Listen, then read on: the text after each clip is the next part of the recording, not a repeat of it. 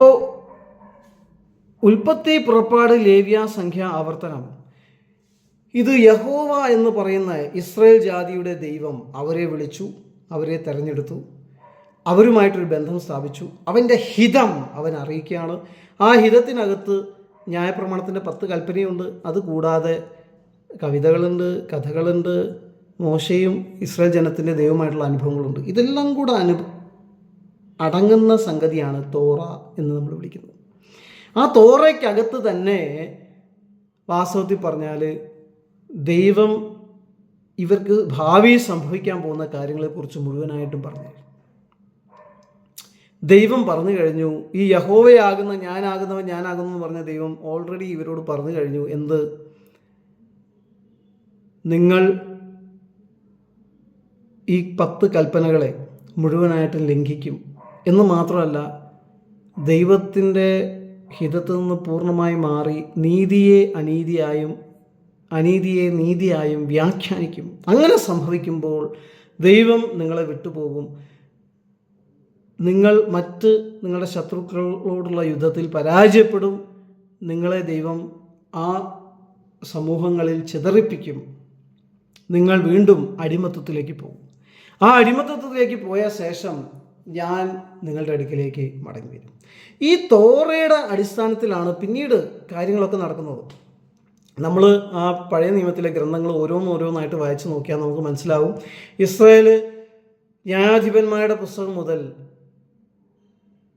ക്രോണിക്കിൾസിൻ്റെ അവസാനം വരെ നമ്മൾ നോക്കുകയാണെങ്കിൽ ഇസ്രായേൽ ഘട്ടം ഘട്ടമായിട്ട് ദൈവവുമായിട്ടുള്ള ഉടമ്പടി ബന്ധത്തെ ബഹുമാനിക്കാതെ സ്വേച്ഛ അനുസരിച്ച് അധികാരമോഹികളായി തീർന്ന് വിഗ്രഹങ്ങളെ അന്വേഷിച്ച് അനീതി പ്രവർത്തിച്ച് ദൈവത്തിൽ നിന്ന് അകന്ന് പോയിക്കൊണ്ടിരിക്കുക. അങ്ങനെ ദൈവത്തിൽ നിന്ന് അകന്ന് ഒടുവിൽ ദൈവം പറയാണ്, ഇനി ഞാൻ നിങ്ങളെ മറ്റ് രാജ്യങ്ങളുടെ കീഴിൽ പ്രവാസത്തിലേക്ക് അയക്കാൻ പോവാം. ഞാൻ എൻ്റെ സാന്നിധ്യം നിങ്ങളുടെ ആലയത്തിൽ നിന്ന് എടുത്തു മാറ്റുക. അപ്പോഴാണ് നമ്മൾ പിന്നെ പ്രവാചകന്മാർ ഈ പറയുന്ന ന്യായാധിപന്മാരുടെ ഗ്രന്ഥം മുതൽ ഈ ക്രോണിക്കിൾസ് വരെയുള്ള ആ പുസ്തകങ്ങളിൽ പ്രതിപാദിച്ചിരിക്കുന്ന കഥകൾ രാജാക്കന്മാരുടെ ശരിക്കുള്ള അനുഭവങ്ങളാണത്. ഹിസ്റ്റോറിക്കൽ സ്റ്റോറീസാണ്. ആ ഹിസ്റ്റോറിക്കലായിട്ടുള്ള ആ അനുഭവങ്ങൾ അത് നടന്നുകൊണ്ടിരിക്കുന്ന സമയത്ത് ഇസ്രായേൽ മക്കൾ ദൈവവുമായിട്ടുള്ള ബന്ധത്തെ ത്യജിച്ച് ദൈവം അവരെ വിട്ടു പോകുന്നു, അവർ പ്രവാസത്തിലാകുന്നു. ആ കാര്യങ്ങളൊക്കെ സംഭവിക്കുന്ന സമയങ്ങളിൽ ഈ രാജാക്കന്മാരോട് പ്രവചിച്ച ചില പ്രവാചകന്മാരുണ്ട്. ആ പ്രവാചകന്മാരുടെ ഗ്രന്ഥങ്ങളും നമുക്ക് ഈ ബൈബിളിൽ പഴയ നിയമത്തിൽ കാണാനായിട്ട് സാധിക്കും. അപ്പോൾ പ്രവാചകന്മാർ ഈ രാജാക്കന്മാരെ ഉപദേശിക്കുകയാണ്. ഇവരോട് പറയുകയാണ്, നിങ്ങൾ ദൈവത്തിൻ്റെ ഇഷ്ടത്തിൽ നിന്ന് മാറിപ്പോകുന്നു. നിങ്ങൾ ദൈവം നിങ്ങളുമായിട്ട് ചെയ്തിരിക്കുന്ന ഈ ഉടമ്പടി ബന്ധമുണ്ടല്ലോ, തൗറയിൽ നിന്നാണ് ഇവർ മനസ്സിലാക്കുന്നത്. ഉൽപ്പത്തി, പുറപ്പാട്, ലേവ്യ, സംഖ്യ, ആവർത്തനം, അതിലുള്ള കാര്യങ്ങൾ തന്നെയാണ് ഈ പ്രവാചകന്മാർ രാജാക്കന്മാരോട് പറയുന്നത്. ഈ വ്യവസ്ഥ പ്രകാരം നിങ്ങളായിരിക്കേണ്ടതുപോലെയല്ല നിങ്ങളായിരിക്കുന്നത് എന്ന് മാത്രമല്ല, നിങ്ങളുടെ ജനങ്ങളെ നിങ്ങൾ ദൈവത്തിൽ നിന്ന് അകറ്റുന്നു. ദൈവത്തോട് അടുപ്പിക്കുന്നതിന് പകരം നിങ്ങൾ ഇവരെയൊക്കെ വിഗ്രഹങ്ങളുടെ സേവകളിലേക്ക് കൊണ്ടുപോവാണ്. ദൈവത്തിൽ നിങ്ങൾ അകറ്റുകയാണ്. നിങ്ങൾ ദൈവവുമായിട്ടുള്ള ബന്ധം നിങ്ങൾക്കുമില്ല ജനങ്ങൾക്കുമില്ല എന്നുള്ള അവസ്ഥയിൽ എത്തിച്ച് ഇസ്രായേലിനെ മുഴുവനായും നിങ്ങൾ ദൈവത്തിൻ്റെ ശാപത്തിന് കീഴിലാക്കുകയാണ് എന്ന് പറഞ്ഞിട്ടാണ് ഈ പ്രവാചകന്മാരൊക്കെ വന്ന് പ്രവചിക്കുന്നത്. കുറേ കഴിയുമ്പോൾ ഈ പ്രവാചകന്മാരുടെ ടോണ് വ്യത്യാസപ്പെടുന്നതായിട്ട് നമുക്ക് കാണാനായിട്ട് സാധിക്കും. ഇവർ പറയാണ്, ദൈവത്തിന് മതിയായി, ദൈവം ഇനി നിങ്ങളുടെ സമൂഹത്തെ അല്ലെങ്കിൽ ഇസ്രായേൽ സമൂഹത്തെ ശിക്ഷിക്കാൻ പോവുക. നിങ്ങൾ ഏത് വിഗ്രഹങ്ങളെയാണോ ഇത്രയും കൊതിക്കുന്നത്, ആ വിഗ്രഹങ്ങളെ ആരാധിക്കുന്ന മനുഷ്യരുടെ അടിമയാക്കാൻ പോവാ ദൈവം. നിങ്ങളെ അവരുടെ ഇടയിൽ ദൈവം ചിതറിപ്പിക്കാനായിട്ട് പോവാം. എന്നിട്ട് അങ്ങനെ നിങ്ങൾ ചിതറിക്കപ്പെടുമ്പോൾ ദൈവത്തിൻ്റെ നാമം ദുഷിക്കപ്പെടും. നിങ്ങളും വളരെയധികം യാതനകളും ശാപങ്ങളും പീഡകളും അനുഭവിക്കേണ്ടതായിട്ട് വരും എന്ന് പറയാം. അപ്പോൾ പ്രവാചകന്മാർ ജനത്തെ പ്രബോധിപ്പിക്കുകയാണ്. ജനത്തിൻ്റെ നേതാക്കന്മാരായിരിക്കുന്ന രാജാക്കന്മാരെ പ്രബോധിപ്പിക്കുകയാണ്. എന്നാൽ അധികം രാജാക്കന്മാരും പ്രവാചകന്മാർ പറയുന്ന വാക്ക് കേൾക്കുന്നില്ല.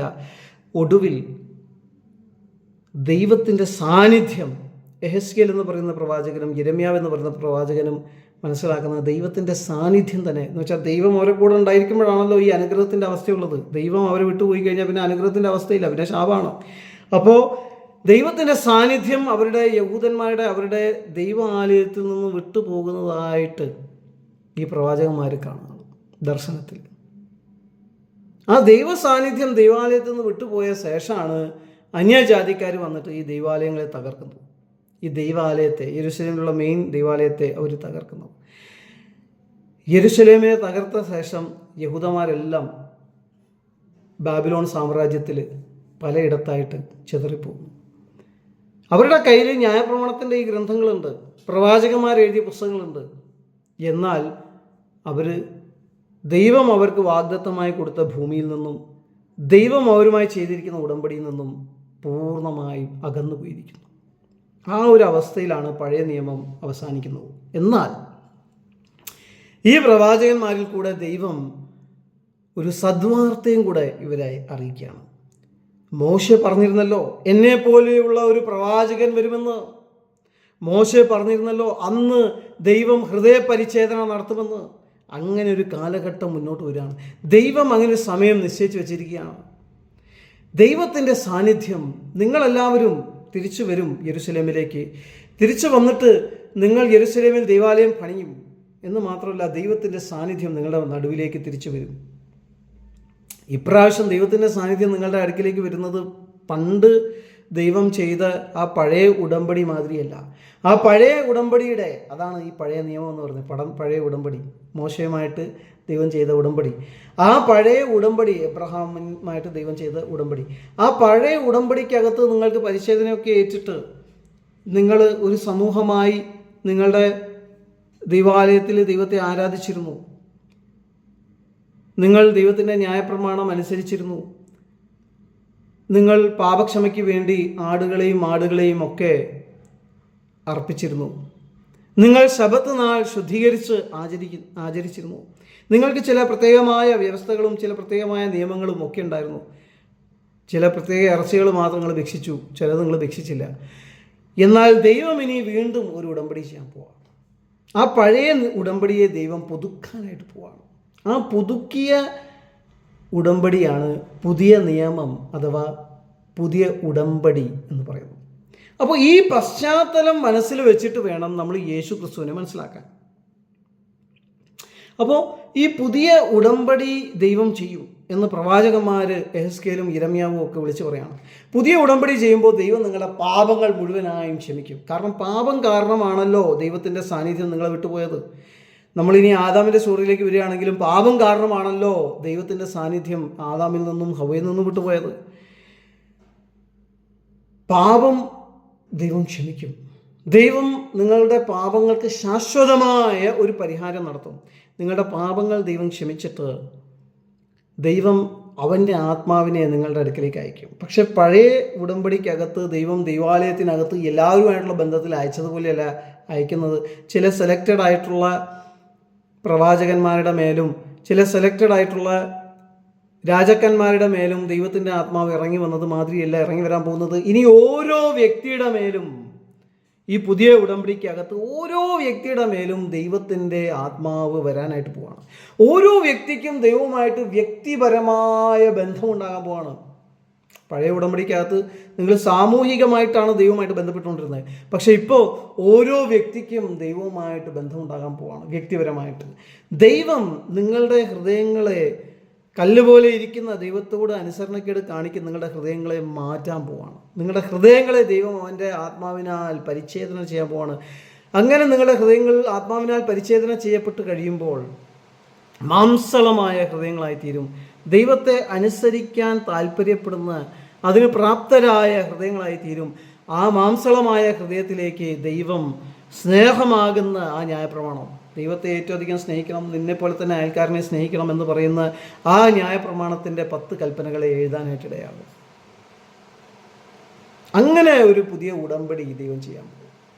അപ്പോൾ ന്യായപ്രമാണവും ഉടമ്പടിയും തമ്മിലുള്ള വ്യത്യാസം നമ്മൾ മനസ്സിലാക്കുക. ന്യായപ്രമാണം എന്ന് പറഞ്ഞാൽ 10 കൽപ്പനയും പിന്നെ കുറേ ചെറിയ ചെറിയ കൽപ്പനകളും.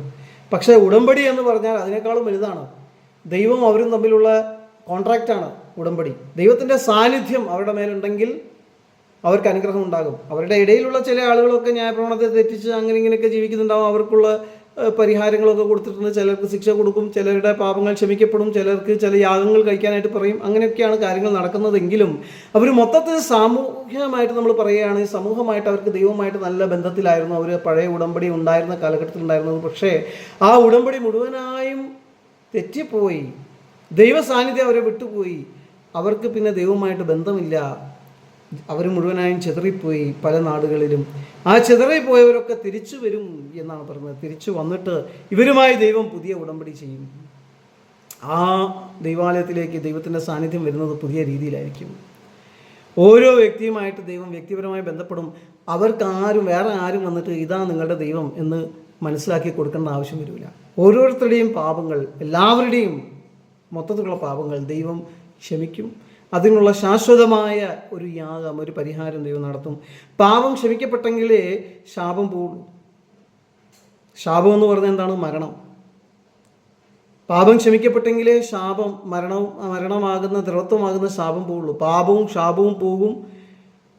അനുഗ്രഹം ആകുന്ന ദൈവത്തിൻ്റെ സാന്നിധ്യം, പരിശുദ്ധാത്മാവ് അവരുടെ ഉള്ളിലേക്ക് വരും. പരിശുദ്ധാത്മാവിലൂടെ അവരുടെ ദൈവവുമായിട്ടുള്ള ബന്ധം വീണ്ടും യഥാസ്ഥാനപ്പെടും. ആ ദൈവമായുള്ള ബന്ധം യഥാസ്ഥാനപ്പെട്ട ശേഷം അവർ ദൈവത്തെ ഏറ്റവും അധികം സ്നേഹിക്കാനും മറ്റുള്ളവരെ തന്നെ പോലെ തന്നെ സ്നേഹിക്കാനും പ്രാഗൽഭ്യം ഉള്ളവരായി തീരും.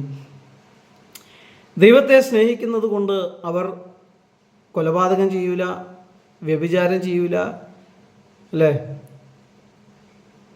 കള്ളസാക്ഷ്യം പറയൂല, മറ്റുള്ളവരുടെ മുതൽ മോഷ്ടിക്കുകയോ മോഹിക്കുകയോ ചെയ്യില്ല. അവർ തമ്മിൽ സ്നേഹിക്കുന്ന വ്യക്തികളായതുകൊണ്ട് തീർച്ചയായിട്ടും അവരത് ചെയ്യില്ല. ദൈവത്തെ ഏറ്റവും അധികം സ്നേഹിക്കുന്നത് കൊണ്ട് അവർ വിഗ്രഹങ്ങളെ നിർമ്മിക്കില്ല, വിഗ്രഹങ്ങളെ സേവിക്കില്ല, ദൈവത്തിൻ്റെ പേര് വൃഥാവായിട്ടെടുക്കുകയില്ല. ദൈവത്തെ അവർ പൂർണ്ണ മനസ്സോടെ പൂർണ്ണ ഹൃദയത്തോടെ ആരാധിക്കും. അവർ അവരുടെ മാതാപിതാക്കളെ ബഹുമാനിക്കും. ദൈവത്തിൻ്റെ ആ കൽപ്പന, ദൈവത്തിൻ്റെ ന്യായപ്രമാണം അവർ ശരിയായ രീതിയിൽ കീപ്പ് ചെയ്യാനായിട്ട് പ്രാപ്തരാകും. അപ്പോൾ ഇവർ ഈ കൽപ്പനകളൊക്കെ കറക്റ്റായി കീപ്പ് ചെയ്തിട്ട് കാത്തിരിക്കുകയാണ് ദൈവത്തിൻ്റെ സാന്നിധ്യം തിരിച്ചു വരാൻ. യഹൂദന്മാർ ചിതറിപ്പോയയിടത്തുനിന്ന് അവർ തിരിച്ചു വന്നിട്ട് അവർ ആലയം പണിതു. എന്നാൽ ആലയത്തിനകത്തോട്ട് ദൈവ സാന്നിധ്യം പണ്ട് ദൈവം പറഞ്ഞത് മാതിരിയോ പ്രവാചകന്മാർ മുഖാന്തരം ദൈവം അറിയിച്ചത് മാതിരിയോ മടങ്ങി വന്നില്ല. 400 കൊല്ലം അവർ ദൈവ സാന്നിധ്യമില്ല. അവർക്കറിയാം അവർ ശാപത്തിന് കീഴിലാണ് ആയിരിക്കുന്നത്. ദൈവ സാന്നിധ്യമില്ലാതെ ദൈവത്തിൻ്റെ ന്യായപ്രമാണം മാത്രം വായിച്ചുകൊണ്ട്, ന്യായപ്രമാണം മോശ മുഖാന്തരം വന്നു, എന്നാൽ കൃപയും സത്യവുമാകുന്ന ദൈവത്തിൻ്റെ സാന്നിധ്യം അവിടെ ഇടയിലില്ല. ദൈവ സാന്നിധ്യമില്ലാതെ അവർ അവിടെ ഇങ്ങനെ ജീവിച്ചു പോവാം. അങ്ങനെ ജീവിച്ചുകൊണ്ടിരിക്കുന്ന സമയത്താണ് ദൈവത്തിൻ്റെ ആ സമയമായപ്പോൾ യേശു ക്രിസ്തു വരുന്നത്. ദൈവം പറഞ്ഞിരുന്നു, ഞാൻ നിങ്ങളുടെ രക്ഷകനായിട്ട് വരും. ദൈവത്തിൻ്റെ സാന്നിധ്യം മടങ്ങി വരുന്നതിനെക്കുറിച്ച് ദൈവം പറഞ്ഞത്, ഞാൻ നിങ്ങളുടെ രക്ഷകനായിട്ട് വരും. ദൈവം പറഞ്ഞത്, ഞാൻ ദാവീദ് ഗൃഹത്തിലെ ഒരു രാജാവായിട്ട്, ദാവീദിൻ്റെ വംശാവലിയിലായിരിക്കും ഞാൻ വരിക. അങ്ങനെ ദാവീദ് ഗൃഹത്തിലെ ഒരു രാജാവ്, ഒരു മെഷിഹ എന്ന് പറഞ്ഞാൽ അഭിഷക്തൻ, അഭിഷേകം ചെയ്യപ്പെട്ടവൻ. അഭിഷക്തന്മാരെന്ന് പറയുന്നത് അന്ന് പ്രവാചകന്മാരും രാജാക്കന്മാരും മാത്രമേ ഉള്ളൂ അഭിഷേകം ചെയ്യപ്പെടുന്നവർ. അപ്പോൾ ഒരു രാജാവും പ്രവാചകനുമായ രാജകീയ പുരോഹിതൻ വരും.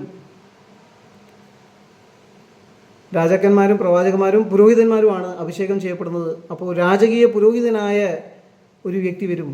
ആ വ്യക്തി അവരെ രക്ഷിക്കും. അവരുടെ പാപങ്ങളിൽ നിന്നും അവരെ രക്ഷിക്കും. കാരണം പാപം കാരണമാണല്ലോ ശാപം വന്നത്. ശാപം കാരണമാണല്ലോ അവർ അടിമത്തത്തിലേക്ക് പോയത്. അപ്പോൾ അടിമത്തത്തിൽ നിന്ന് അവർ രക്ഷപ്പെടണമെങ്കിൽ പാപം, ശാപം ഇതെല്ലാം മാറി ദൈവത്തിൻ്റെ സാന്നിധ്യം അവരുടെ ഇടയിലേക്ക് തിരിച്ചു വരണം. അപ്പോൾ അതിൻ്റെ ആഴമേറിയ ഒരു പരിഹാരവുമായിട്ട് ദൈവം തന്നെ അവരുടെ ഇടയിലേക്ക് വരും എന്ന് ദൈവം പറയാണ്. അതാണ് കർത്താവായ യേശു ക്രിസ്തു. അപ്പോൾ കർത്താവായ യേശു ക്രിസ്തു ഒരു പ്രവാചകനാണോ? കർത്താവായ യേശു ക്രിസ്തു ഒരു കമ്മ്യൂണിസ്റ്റുകാരനാണോ? കർത്താവായ യേശു ക്രിസ്തു ഒരു ഗുരുവാണോ? ഇതൊക്കെ നമ്മൾ ഓരോ ആംഗിളിൽ നിന്ന് വായിക്കുമ്പോൾ നമുക്ക് തോന്നും.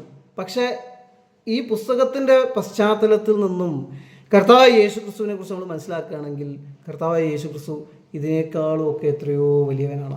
ദൈവം മനുഷ്യനായി ഭൂമിയിലേക്ക് ഇറങ്ങി വരിക.